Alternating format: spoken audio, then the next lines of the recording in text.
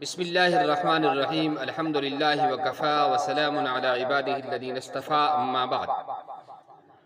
آج کا جو سوال ہمیں موصول ہوا ہے وہ اس بارے میں ہے کہ کیا تعویذ کا استعمال کرنا اور اس کو لٹکانا گلوں میں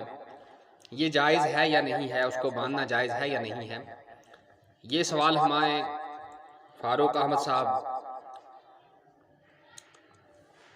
ڈسٹرکٹ کپواڑہ کشمیر سے کر رہے ہیں۔ ان کا تعلق اہل حدیث سے ہے، یعنی غیر مقلدین سے ہے، اور چونکہ غیر مقلدین حضرات اس بارے میں بڑا تشدد کرتے ہیں اور جہاں کہیں وہ تعویذ کسی کے گلے میں لٹکایا دیکھتے ہیں تو وہ یہ کہتے ہیں کہ بھئی یہ جائز نہیں، فوراً کاٹ کر اس کو ڈال دیتے ہیں، پھینک دیتے ہیں کہ یہ بالکل جائز نہیں۔ تو اس کا جواب یہ ہے کہ میں سب سے پہلے میرا جواب ان حضرات کے لیے ہے جو حنفی مسلک سے تعلق رکھتے ہوں اور جن کا تعلق علماء حنفیہ اور علماء دیوبند سے ہو۔ خاص طور سے یہ جواب انہی کے لیے ہے۔ باقی حضرات کو کوئی اعتراض ہو تو وہ براہ راست میرے پاس آ کر روبرو بیٹھ کر گفتگو کر سکتے ہیں، اس بارے میں مزید جانکاری حاصل کر سکتے ہیں۔ لیکن سامعین کی تشفی کے لیے، اور جیسا کہ ہمیں سوال موصول ہوا ہے اور وہ کہتے ہیں کہ بالکل جائز نہیں ہے، اس لیے ہم یہ جواب آپ کے خدمت میں پیش کر رہے ہیں۔ یہ دارالعلوم دیوبند کا فتویٰ ہے جو ہم آپ کی خدمت میں پڑھ کر سنا رہے ہیں۔ امید ہے کہ آپ کو اس سے تشفی ہو جائے گی اور مزید کسی اعتراض کی گنجائش آپ کے ذہن میں نہیں رہے گی۔ البتہ یہ کہنا بہت ہی ضروری ہے کہ آج عام طور سے جاہل قسم کے لوگ جو بالکل بے نمازی ہوتے ہیں، داڑھی منڈوے، اور ان کے چہروں پر کسی بھی قسم کی شریعت اور دینداری کا کوئی اثر نہیں ہوتا، نہ انہیں علم ہوتا ہے، وہ خام خواہ جعلی پیر بن کے بیٹھ جاتے ہیں اور لوگوں کو دھوکہ دیتے ہیں اس بارے میں۔ تو ایسے لوگوں کے لیے تعویذ کا کام کرنا اور ان کے پاس جانا بالکل جائز نہیں ہے۔ تعویذ کا کام اگر کوئی عالم کرنے والا ہو اور وہاں پھر پردے کا اہتمام ہو تو جو عورتیں وہاں آئیں وہ پردے کا اہتمام کریں، اور جو علماء اس کام کو کرتے ہیں وہ بھی پردے کا بھرپور اہتمام کرائیں۔ اور پردے کا اہتمام جب ہی ہوگا جب آنے والے حضرات اس کا اہتمام کریں گے۔ اگر وہ خود نہیں کریں گے تو ظاہر سی بات ہے پھر اس طرح سے آدمی سمجھا بھی نہیں پاتا تو پھر مشکل ہو جاتی ہے، پھر شریعت کے حکم کی خلاف ورزی ہو جاتی ہے۔ لہذا سب سے پہلے تو یہ کرنا ہے کہ آنے والی جو مستورات، پہلے تو مستورات آئیں ہی نہ، اپنے مردوں کو بھیجیں، اپنے بھائیوں کو بھیجیں، اپنے والدین کو بھیجیں تاکہ وہ ہی جا کر وہاں سے لے آئیں، اور اگر جانے کی مجبوری ہی سمجھ رہی ہیں تو پردے سے جائیں اور پردے سے بیٹھیں اور پردے سے واپس آئیں، اور ان کے پاس جائیں جو علماء ہوں، جو صحیح جاننے والے ہوں، جن کو پتہ ہو ہم کیا لکھ رہے ہیں، کیا دیکھ رہے ہیں۔ جاہل قسم کے لوگوں کے جن کو کلمہ بھی یاد نہیں ہوتا، نماز کا بھی انہیں پتہ نہیں، انہیں جا کر ہم پیر بنا لیتے ہیں، پھر ہماری مستورات وہاں جاتی ہیں، تو یہ بہت غلط بات ہے۔ ایسے لوگوں کے پاس بالکل نہیں جانا چاہیے، بلکہ پہلے علماء سے تحقیق کرنی چاہیے کہ فلاں آدمی اس قسم کا ہے، میں اس کے پاس جا سکتی ہوں یا جا سکتا ہوں یا نہیں سکتا ہوں، تو پھر اس کے پاس جائیں۔ تو اس کے بعد اب میں جو ہے غیر مقلدین، جو میرا جواب ان حضرات غیر مقلدین کے لیے ہے، ان اہل حدیث کے لیے ہے جو یہ کہتے ہیں کہ بالکل تعویذ کو استعمال کرنا اور گلے میں لٹکانا یہ سارا شرک ہے۔ تو آپ کے دارالعلوم دیوبند کا فتویٰ سن لیجئے، انشاءاللہ آپ کو تشویح ہو جائے گی۔ اگر تعویذ اسماء حسنہ یعنی اللہ کے نام اور ادعیہ معصورہ یعنی وہ دعائیں جو نبی پاک صلی اللہ تعالیٰ علیہ وسلم سے منقول ہیں ان کا ہو تو اس کو نافع بالذات نہ سمجھا جائے، یعنی تعویذ اس کا استعمال کر سکتے ہیں لیکن ہم یہ نہ کہیں کہ نفع اور نقصان دینے والا یہ تعویذ ہے، بلکہ نفع دینے والی اللہ کی ذات ہے، بلکہ اس کو دوائی کی طرح علاج تصور کیا جائے اور نظر مسبب الاسباب یعنی اللہ کی طرف ہو تو اس میں مضائقہ نہیں، یعنی جیسے دوائی اللہ چاہے تو اس سے شفا دے دیتے ہیں، چاہے تو نہ دے۔ یہی تصور اور یہی عقیدہ رکھ کے اس تعویذ کو بھی استعمال کرنا چاہیے۔ البتہ تعویذ کلمات شرکیہ کفریہ پر مشتمل ہو یا اس کو مؤثر بالذات تصور کیا جائے تو پھر تعویذ کا لٹکانا قطعاً جائز نہیں۔ ہاں اگر کوئی شخص یہ کہتا ہے کہ یہ تعویذ میرا سب کچھ کرنے والا ہے، مجھے شفا ملے گی تو اس تعویذ سے ملے گی، تو یا اسی طرح سے ایسے تعویذ کو استعمال کر رہا ہے جس میں شیطان کے نام لکھے ہیں، شرکیہ اور کفریہ الفاظ لکھے ہوئے ہیں جو کہ جن سے ایمان کا خطرہ ہوتا ہے، تو ایسے الفاظ کے تعویذ کا استعمال کرنا جائز نہیں ہے۔ چنانچہ مسلم شریف کی ایک حدیث میں ہے کہ صحابہ کرام نے اللہ کے رسول صلی اللہ تعالیٰ علیہ وسلم کی خدمت میں عرض کیا کہ ہم لوگ زمانہ جاہلیت میں تعویذ گنڈے یعنی رقیہ کا کیا کرتے تھے، اب آپ اس سلسلہ میں کیا فرماتے ہیں؟ یعنی ہم اسلام سے پہلے ہم ایسا کرتے تھے، مسلمان اس بنی آمد کے تمن دوہن ایسے پٹ کرام پتروس اس جناب رسول اللہ صلی اللہ تعالیٰ علیہ وسلم، آپ اس سلسلہ میں کیا فرماتے ہیں؟ تو اللہ کے رسول صلی اللہ تعالیٰ علیہ وسلم نے فرمایا اعرضوا علی رقاکم لا بأس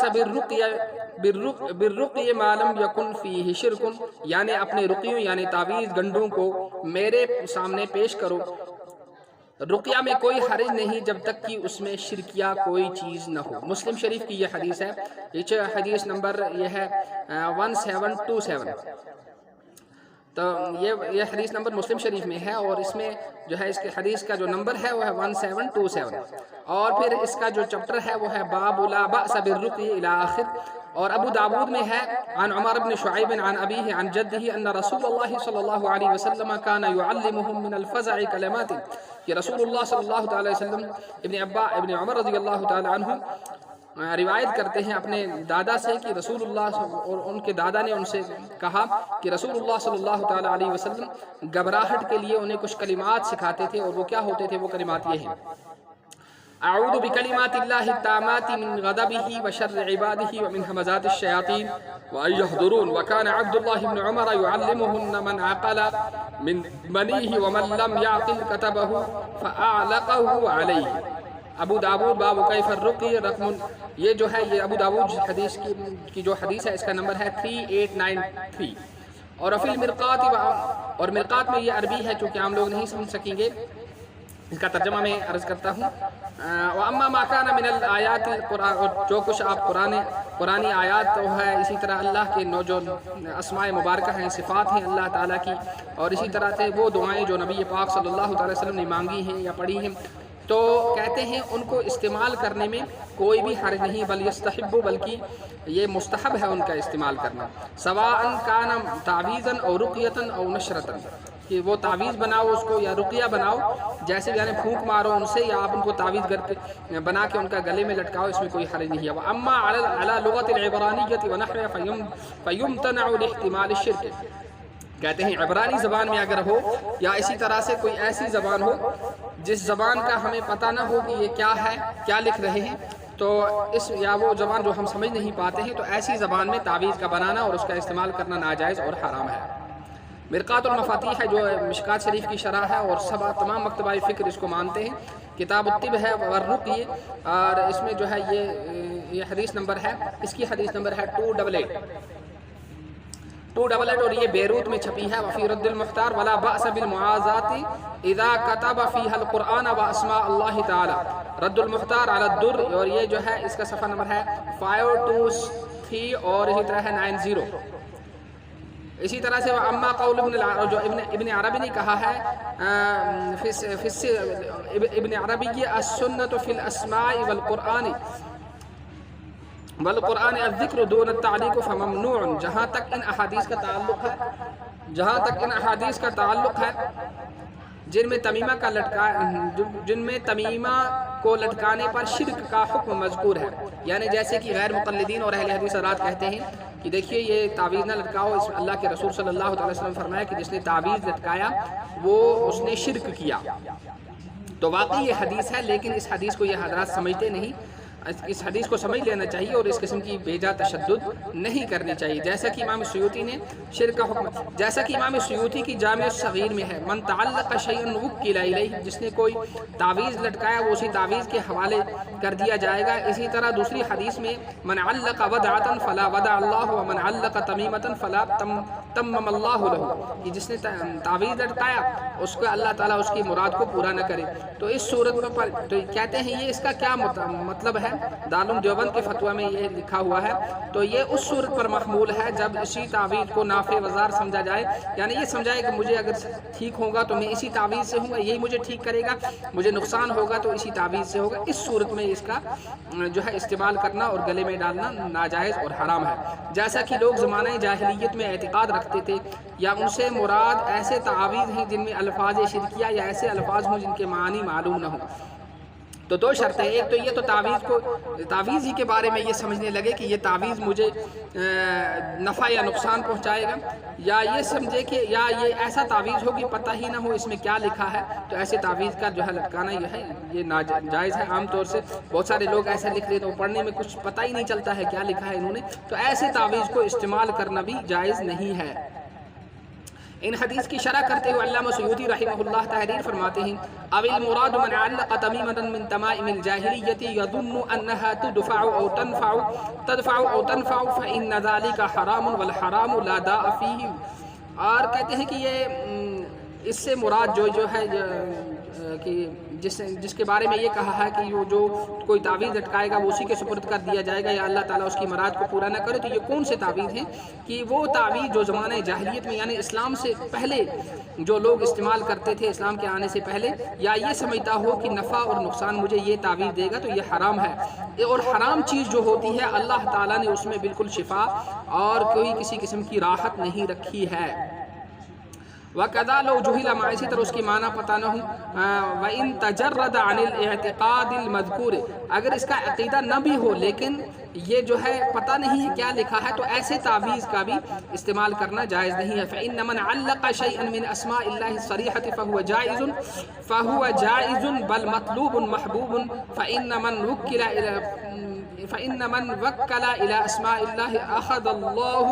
بِيَدِهِ. کہتے ہیں کہ جن کا پتہ ہو کہ اس میں اللہ کا نام لکھا ہے یا حدیث پاک میں جو دعائیں آئی ہیں ان کا نام لکھا ہے یا آیات قرآنیہ لکھی ہیں، تو کہتے ہیں کہ ان کا استعمال کرنا جو ہے یہ مطلوب بھی ہے اور پسندیدہ بھی ہے، کیونکہ جو اپنے آپ کو اللہ کے حوالے کرتا ہے اللہ اس کے ہاتھ کو پکڑ لیتا ہے، اس کی حفاظت کرتا ہے. مزید تفصیل کے لیے مرقات وغیرہ کا مطالعہ کیا جائے. مرقات المصابیح جو ہے ملا علی قاری رحمہ اللہ کی، اور اس میں اگر کوئی جاننے والا ہو جو ہے مطالعے کا ذوق رکھتا ہو تو اس کا عربی پر عبور ہو اس کو تو اس کا مطالعہ کرے. وہ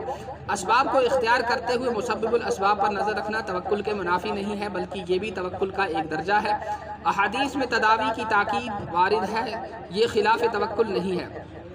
کہتے ہیں اسباب کو آپ اختیار کر لو، آپ بیمار ہو آپ دوائی استعمال کر لو، تعویذ استعمال کر لو، تو یہ جو ہے توکل کے خلاف نہیں ہے بلکہ یہ بھی توکل کا ایک حصہ ہے. چنانچہ حدیث میں ہے کہ صحابہ رضی اللہ عنہم اجمعین نے حضور صلی اللہ تعالیٰ علیہ وسلم سے دریافت فرمایا کہ دوا و رقیت وغیرہ کی کیا تقدیر الہی کو پھیر دیتے ہیں؟ آپ نے فرمایا ہی من قدر اللہ. کیا صحابہ کرام نے دریافت کیا کہ جو ہم تعویذ وغیرہ کرتے ہیں، جھاڑ پھونک کرتے ہیں، کیا اللہ کی تقدیر اس سے ٹل جاتی ہے، اللہ کے فیصلے بدل جاتے ہیں؟ فرمایا نہیں، یہ جو ہے یہ اللہ ہی کے فیصلہ ہے، یہ بھی کہ تم کیا کرو، تم تعویذ استعمال کرو، تم دوائی استعمال کرو، یعنی دوا کرنا بھی تقدیر الہی ہے. اور حدیث تداو عباد اللہ میں ان کو عبودیت کے ساتھ کرنے میں بھی اس بات کی طرف اشارہ ہے کہ علاج معالجہ اور تداوی توکل کے منافی نہیں ہے. یعنی حدیث میں آیا ہے تم علاج کرو اللہ کے بندو، تو اللہ کے بندوں کہہ کر اس طرف اشارہ کیا گیا ہے حدیث میں کہ تم جو علاج کراؤ گے، اپنا ڈاکٹر کے پاس جاؤ گے، چیک اپ کراؤ گے، تو اس سے یہ معنی نہیں نکلتے کہ آپ توکل کے خلاف کر رہے ہو، یہ بالکل جائز ہے. اچھا وصف، اور کہتے ہیں کہ ان کو حدیث کے اندر اس طرح سے کیا ہے،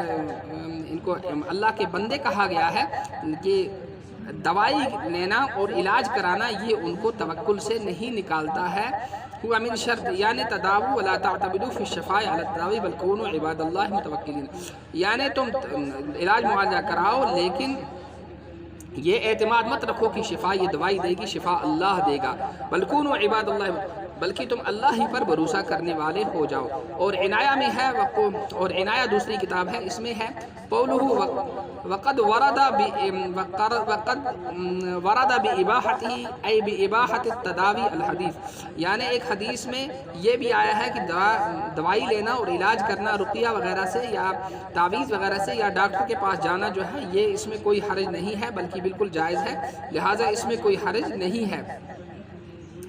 دون الاسباب. تو پھر فرمایا ثم التوکل بعدہ، پھر اس کے بعد سب کچھ کر لے، تعویذ جو صحیح تعویذ ہوں، شریعت کے مطابق ہوں وہ استعمال کر لے، ڈاکٹر کے پاس جائے، جو جائز علاج ہے وہ کر لے. تو بعد دون الاسباب قال اللہ تعالی، تو کہتے ہیں مریم کو اللہ نے فرمایا وَحُزِّي إِلَيْكِ بِجِذْعِ النَّخْلَةِ کہ آپ اس کھجور کے تنے کو جھاڑو، آپ کے پاس تازہ تازہ پھل آئیں گے. حالانکہ اللہ تعالیٰ اس پر بھی قادر تھے کہ مریم رضی اللہ عنہا کو کو اس کے بغیر بھی کیا دیتے تھے، جھاڑنے کے بغیر بھی پھل دے دیتے، لیکن اللہ نے ان کو ایسا کرنے کو اس لیے کہا کہ آدمی کو کچھ کرنا چاہیے، اسباب کو اختیار کرنا چاہیے، اس کے بعد اللہ پر بھروسہ کرنا چاہیے۔ گویا کہ اس کی تعلیم حضرت مریم کو بھی دی گئی ہے، لہذا تعویذ کا استعمال کرنا اور تعویذ کو گلے میں لٹکانا، اس کے لیے ایک شرط یہ ہے کہ اس میں ایسے الفاظ لکھے ہوں جس کو پتہ ہو، معنی معلوم ہو۔ نمبر 2، یہ اعتقاد رکھے کہ شفا دینے والی اللہ کی ذات ہے اور اللہ کے بغیر کوئی شفا نہیں دے سکتا، اور پھر جو ہے اس میں کوئی غلط کلمہ نہ، غلط الفاظ نہ لکھے ہوئے ہوں، یا ان کے ایسے کلمات نہ لکھے ہوں، ایسے الفاظ اور ورڈز نہ ہوں جو ہمیں سمجھ میں نہ آئیں، ان کا بھی استعمال کرنا جائز نہیں ہے۔ اور جو جانے والے ہیں مرد ہی جائیں اور مردوں کے پاس جائیں، اپنی عورتوں کے مستورات کے لیے بھی وہی لائیں، بہتر تو یہی ہے۔ اور اگر جانا ہے تو پردے سے جائیں، بے پردگی کا اور مرد و زن کے اختلاط کا وہاں بالکل موقع نہ ملے، ان صورتوں کے ساتھ جانا جائز ہے۔ لہٰذا تمام حضراتن چھما گزارش کرنا کہ یم ساتن تی تعویذ آسن آنا تم آسن علماء نشن گژھان، عام لوکن نشن یمن کلمہ تہ یاد آسان، یمن نماز تہ پاے آسان کی، تمن نش تعویذ آنن اور تم پتہ استعمال کرن، یہ بالکل جائز کی۔ گۄڈٕ گژھِ انسان علماء کن رجوع کرن، علماء یل دن تمن نش گژھِ رٹن، اگر تم دن نہ کی یل تسن تم ونن تیل گژھِ تمن نش گژھن، اتھ پٲٹھۍ گژھِ نہٕ اورٕ یورٕ گژھُن کینٛہہ، اَمہِ سۭتۍ چھِ انسان سُنٛد عقیٖدٕ خراب گژھان، خۄداے چھِ ناراض گژھان، ٲخرتس منٛز چھِ پتہٕ انسانس جواب تہِ دیُن۔ اللہ تعالیٰ دِن اَسہِ قرآن سُنٛد مطٲبق پرٛٮ۪تھ کانٛہہ کٲم انجام دِنُک توفیق۔ وآخر دعوانا ان الحمد لله رب العالمين، سبحان الله بحمده، سبحانك اللهم وبحمدك، ونشهد ان لا اله الا انت، ونستغفرك ونتوب اليك، سبحان ربك رب العزة عما يصفون، وسلام على المرسلين، والحمد لله رب العالمين۔